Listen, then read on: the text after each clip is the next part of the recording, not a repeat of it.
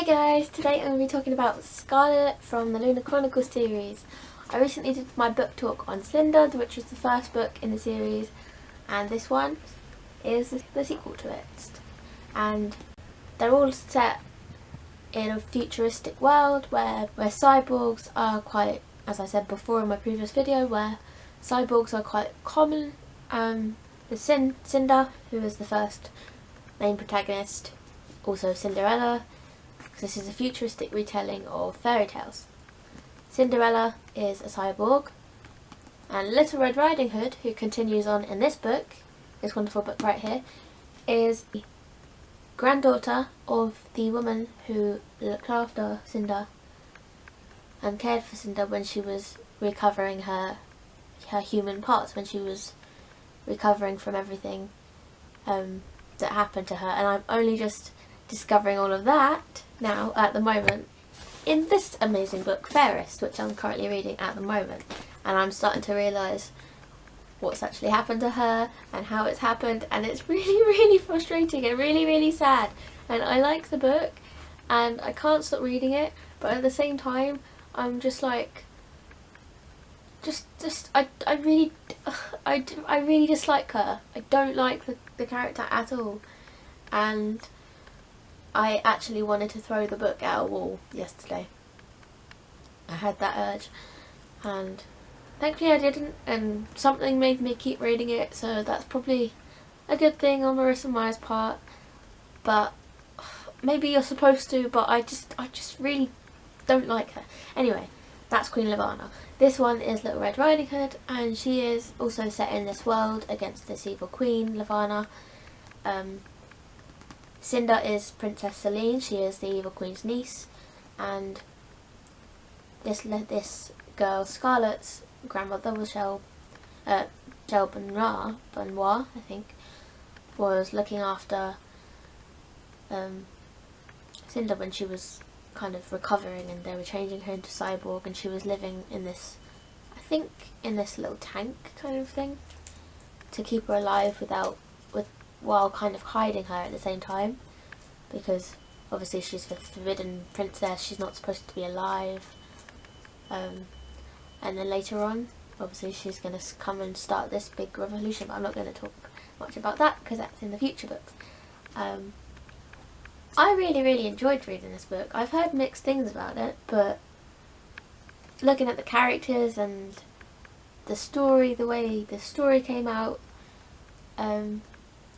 I liked it, and I was also maybe a little bit disappointed with it, but at the same time I just thought it was just a really enjoyable story to read, and this was probably the one that I read the quickest. I think I read most of it in like a day and a half, and as I've said in previous videos, I'm not a quick reader, but for some reason I think I just wanted to really keep reading this one, and I'd enjoyed the first one so much.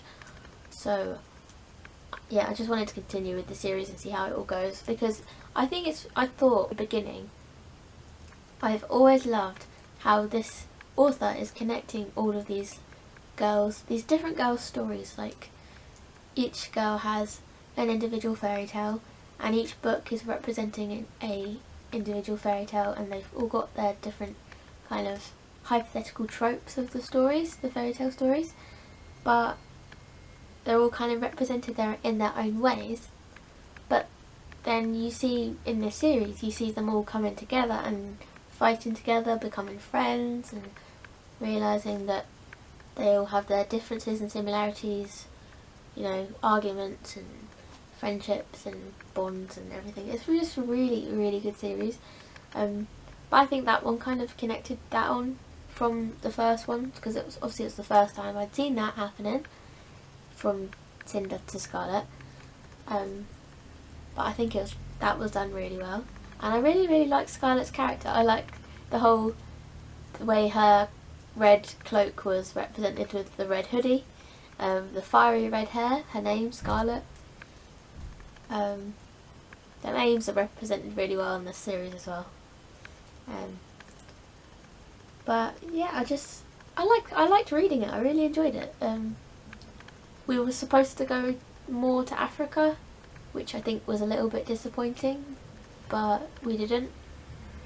So, and we ended up focusing more on Scarlet and Wolf, which obviously was going to happen because it's more about Scarlet's story than Cinder's at the moment.